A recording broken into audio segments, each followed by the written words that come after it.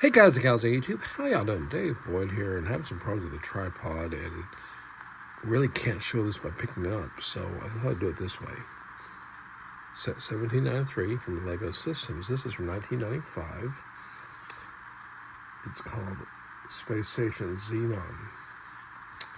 It's a Unitron set. It's considered extremely rare.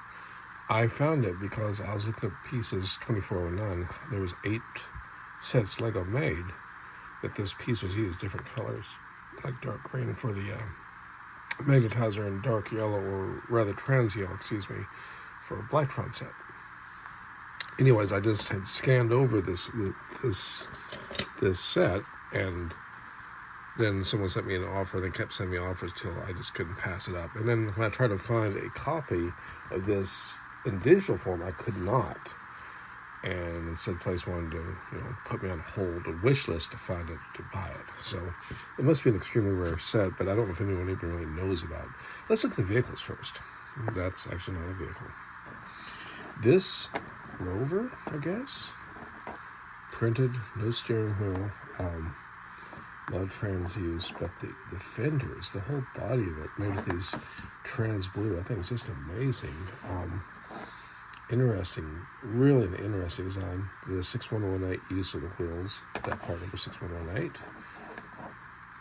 Pretty nice, pretty sturdy, definitely different. And then, of course, the little spaceship, yes, massive windshield. Interesting use of the doubled up jet pieces.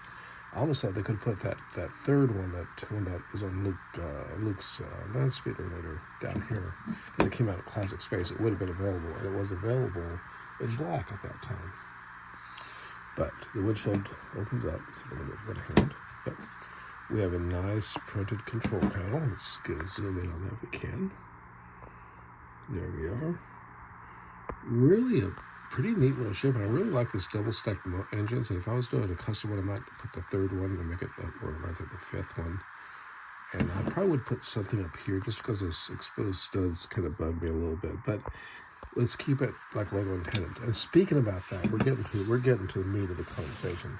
The picture, and this is not the alternate build, this is their build, shows almost an impossible use going by their instructions. The instructions sets this up completely differently, and there were some extra pieces left over, which don't appear in the instructions, but appear on the parts list. So I put the modifications with those parts where I thought they need to be, and made this a lot sturdier, because there was a YouTube video where this part keeps falling apart. Anyways, 1793, on we go, 1995. Some people were critical that it's a very militaristic kind of a base.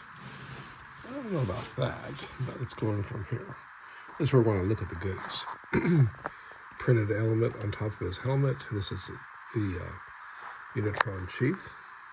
Not sure what this is exactly. Got a control panel here, but it looks like jet propulsion lights here, but it does rotate. And there's details, which would be steps to go up into here, which is interesting.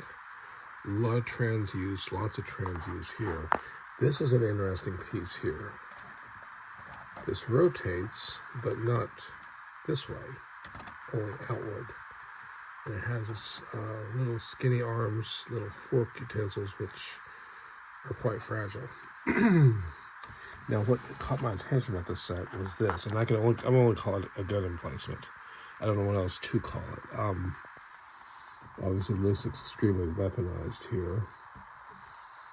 And this is as LEGO intended to be built. This folds up, and you can gain, once again, printed elements, no steering wheels or anything, and plenty of room designed for the air tanks. Let's fold this down. Now, this lifts up, and this is where I made the modifications. I put the 2 slope pieces here with the towel. The reason I did that was, this is very interesting to this one hand. Let me tell you, this is very, very interesting. If this breaks, I'll just restart the video.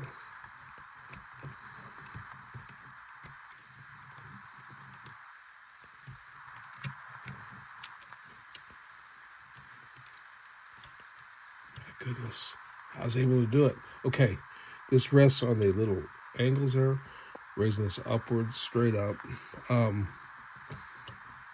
This can be adjusted down slightly.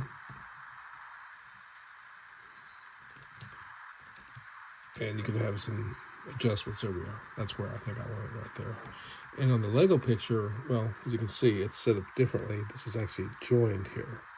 Maybe just for the video, maybe because it is so fragile.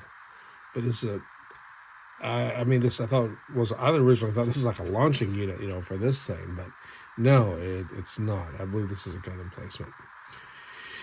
And the reason people say this is so militaristic is you got these burps, big ugly rock piece, which I think are kind of cool, and they're hinged, so they fold downward. Also, there's a brick here, a 1x2, which locks this. This is stable. Now, when I tip this out of the way, this tips down. It's got a little handle here, and that obviously is some sort of weapon because it's not for sending transmission because it's pointed too low. And the same thing can be said for this one back here. Also tips down, and then this one tips forward. Once again, has these control arms, so you can actually move these around, and etc. Now, when these are folded out of the way, it allows a strange, incredible movement of this to rotate. And look at the detail. I'm really excited about these old sets. One, you got this walkway, which actually has a purpose. It comes out this side.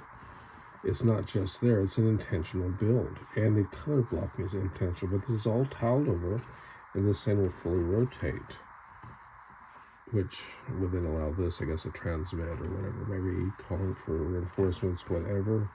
Because this would be during the rise of when 1995... Spirius and your Ice Planet 2002, some of the other vehicles, they only made 4 sets, including the Incredible Monorail was made under the Unitron name. But some pretty incredible and very militaristic, a lot of weapons on all the vehicles. So anyways, what do you all think? You like this, digging this old set? I find, if nothing else, I find it very interesting. I did a short on these weird hinges. These, lots of use of these little 3-prong hinges, and it's a very exciting set. Obviously, you could piece this set together. There's not much here. The problem is, the few things that are here, and I just messed myself up, is the printed elements. Would be a toughie. But I'm pretty excited about this. Yes, I will do some Star Wars stuff, I promise. I still collect Star Wars. It's just I'm kind of saving up money and got some expenses, and I realized some of these sets are incredibly cheap, which is curious. I think partially people don't realize what's out there. And like I keep saying, they don't make sets like this anymore. I mean, look at the different angles of this. Look how it's made. And this kind of set, what is cool is, as I said in a short, you could easily modify it and put it onto one of those raised base plates and with the moon craters, and it would look amazing. Anyways, appreciate the views out there. You all stay safe, guys and gals. Let me know if you've ever even heard of a 1793 Unitron set from LEGO Systems 1995 before. As my understanding goes, this was the first set, and then I think the Crater Crawler, and then the other 2 sets were in 96, I think, but don't hold me to that. A true AFOL will know better than me, but this was from my dark ages, and I'm just discovering, so it's like getting into a brand new set, different construction, and I'm talking way too long. So if you're still there, you all stay safe, take care, guys and gals, and leave me a comment down below what you think of the set. Until next time. Ciao.